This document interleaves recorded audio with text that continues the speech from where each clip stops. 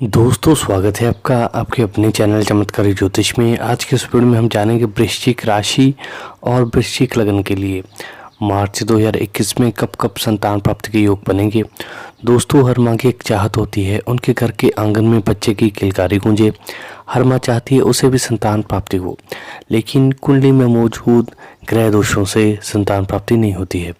जन्म कुंडली से देखा जाए तो कुंडली का पंचम भाव मुख्य भूमिका निभाता है। पंचम भाव में जितने ग्रह हों और जितने ग्रहों की दृष्टि हो तो उतनी संख्या में संतान प्राप्ति होती है। पुरुष ग्रहों के योग और दृष्टि से पुत्र और स्त्री ग्रहों के योग और दृष्टि से कन्या संतान की प्राप्ति होती है। पंचम भाव में सूर्य पर शुभ ग्रहों का प्रभाव हो तो 3 पुत्रों का योग बनता है। उच्च का चंद्रमा हो और शुक्र से दृष्ट हो तो पुत्र होते हैं। तो कुंडली में बृहस्पति की भी स्थिति देखी जाती है। अगर कुंडली में बृहस्पति कमजोर है तो भी संतान प्राप्ति करने में दिक्कतों का सामना करना पड़ रहा है। अगर पंचमेश भी कमजोर हो तो तब भी संतान प्राप्ति जल्दी नहीं होती है। तो वृश्चिक राशि वालों के लिए मार्च 2021 संतान के लिए बहुत अच्छा रहने वाला है। हो सकता है इसी महीने आपका काम बन जाए। अगर आपकी संतान नहीं हुई है तो आप कुछ रेमेडीज़ कर लें और कुछ सावधानियां बरत लें तो संतान हो जाएगी। अगर आपकी संतान हो चुकी है तो इन रेमेडी से वो खूब तरक्की करने वाली है। हालांकि शुरुआत में आपको संतान प्राप्त करने में दिक्कतों का सामना करना पड़ेगा, पर धीरे धीरे परिस्थितियां बदलेंगी और आपको वो पल नसीब होंगे जो आपने कभी सोचे नहीं थे, क्योंकि ग्रहों की दृष्टि आपकी संतान को सबसे ज़्यादा प्रभावित करने वाली है। संतान को श्वास संबंधी परेशानी आपको तनाव देगी। विशेष रूप से मार्च के मध्य से अप्रैल के मध्य तक संतान की सेहत में गिरावट देखी जा सकती है, जिससे आपका स्वभाव थोड़ा कुशल नजर आएगा। आने वाले समय में परिस्थितियां सुधरेंगी। घर परिवार में मांगलिक कार्य का आयोजन होगा। घर में सुख शांति रहेगी। अभी गम भी अचानक आपको मिल रहे हैं तो आपको खुशी भी अचानक से ही मिलेगी, जिससे सुनकर आप गदगद हो जाएंगी।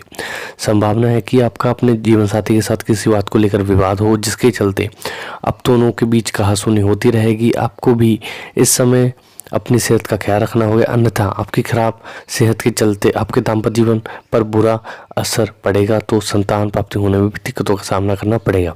अगर आपकी संतान नहीं हुई है तो मई का महीना आपके लिए बेहद सावधान रहने वाला होगा, क्योंकि इस समय में सूर्य का गोचर भी सप्तम भाव में राहु के साथ होगा। अगर आपने किसी भी बात को नज़रअंदाज किया तो आपकी छोटी सी बात का बतंगड़ बनते देने लगेगी, जिससे आपका वैवाहिक जीवन भी प्रभावित होगा। ऐसे में सबसे अच्छा होगा अपने जीवन साथी के साथ बैठकर विवाद को सुलझाएं।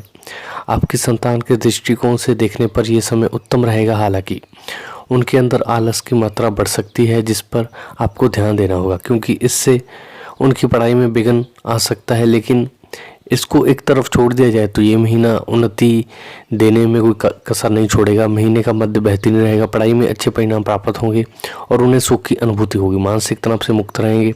पढ़ाई में एकाग्रता रख पाएगी आपकी संतान। तो मंगल के छठे भाव में होने से प्रतियोगी परीक्षाओं में अच्छी सफलता मिल सकती है आपकी संतान को। तो शनि के तीसरे भाव में होने से पढ़ाई में हल्के वुल्के व्यवधान आने के बावजूद यदि प्रयास करेंगे तो प्रतियोगी परीक्षा में अच्छी सफलता प्राप्त कर पाएंगे। वृश्चिक राशि के जातकों को मार्च 2021 में कुछ चुनौतियों से गुजरना पड़ सकता है, क्योंकि ग्रहों की दृष्टि आपके संतान जीवन को सबसे ज़्यादा प्रभावित करने वाली है। संतान को श्वास संबंधी समस्याएं आपको तनाव देगी। विशेष रूप से मार्च के मध्य से अप्रैल के मध्य तक संतान की सेहत में गिरावट होगी, जिससे आपका स्वास्थ्य भी अच्छा नहीं रहेगा। इस समय आपको अपने भाग्य का साथ जरूर मिलेगा तथा आपको अपने कार्य क्षेत्र में भी लाभ होगा। घर परिवार में मांगलिक कार्य का आयोजन होने से घर में सुख शांति रहेगी। मेहमानों और रिश्तेदारों का आगमन घर के वातावरण को खुशहाल बनाएगा। अपने परिवार के साथ किसी यात्रा पर आप जाने का प्लान कर सकते हैं। पिता की सेहत खराब हो सकती है। इसके पीछे का कारण उनका मानसिक तनाव होगा। ऐसे में उनका ध्यान रखना आपका कर्तव्य होगा। आपको इस समय में अपने घर के सदस्यों के प्रति सकारात्मक रवैया अपनाना होगा। तो अगर आपको संतान प्राप्ति करने में दिक्कतों का सामना करना पड़ रहा है तो सबसे पहले आप अपनी कुंडली में पंचम भाव को देखिए। पंचम भाव पर कितने ग्रहों की दृष्टि है, कौन से ग्रह देख रहे हैं, और पंचमेश की स्थिति देखिए। पंचमेश पर कहीं पाप ग्रहों का प्रभाव तो नहीं है। अगर पाप ग्रहों का प्रभाव है तो आपको जल्द संतान नहीं होने वाली। तो आप पंचमेश की स्थिति देखिए कि वो कमज़ोर है या फिर खराब भावों में है। अगर वो कमज़ोर है तो आप उसका रत्न धारण करके आप संतान प्राप्त कर सकते हैं। तो अगर वो खराब स्थिति में है तो आप उसके संबंधित दान कर सकते हैं, लेकिन संतान जल्दी नहीं होगी। इसके बाद आप बृहस्पति की कंडीशन को देखिए, बृहस्पति कमज़ोर अवस्था में है या फिर खराब भावों में है। अगर कमज़ोर अवस्था में है तो फिर आप उसका रत्न धारण कर सकते हैं, लेकिन आपकी कुंडली में बृहस्पति कारक होना चाहिए। अगर अकारक होगा तो आप उसका दान ही करें।